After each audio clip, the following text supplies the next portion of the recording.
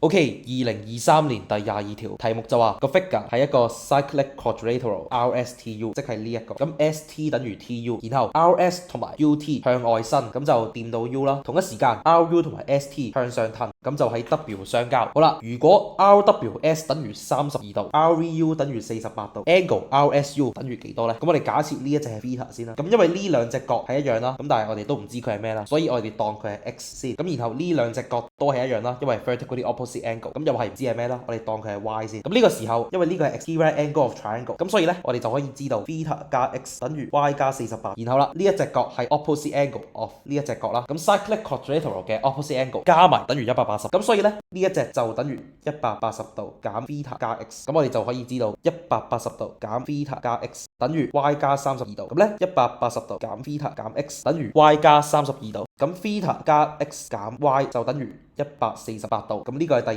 咁同一時間我哋可以將第一條式 rewrite 咗佢先啦。咁就變咗做 theta 加 x 減 y 等於48度。咁然後一個比較 tricky 啲嘅位啦，就係如果呢度兩條邊係一樣嘅話，咁呢個係一個等腰三角形啦。咁我哋假設有一條線係穿過 T， 而且同 SU 垂直嘅，咁呢一條線就會將 SU 平分。咁呢個時候咧，呢一隻角就等於90度減 x。咁呢隻都係90度減 x。咁兩隻咁樣嘅角再加 y 就等於180度。咁就2乘90度減 x 再加 y 等於180度。咁啊180度減 2x 加 y 等於180。咁 2x 就等於 y 啦。咁然後如果我哋一式加二式嘅話，咁我哋就會知道 2y 等於100度。咁 y 就等於50度。咁 x 因為係 y 嘅一半啦，咁所以咧 x 就等於25度。咁然後啦，代翻 x 同 y 嘅數值入呢條式 ，theta 加25度再加50就等於148度。咁 theta 就等於148減75度，咁就等於73度。咁所以咧答案就係 B 啦。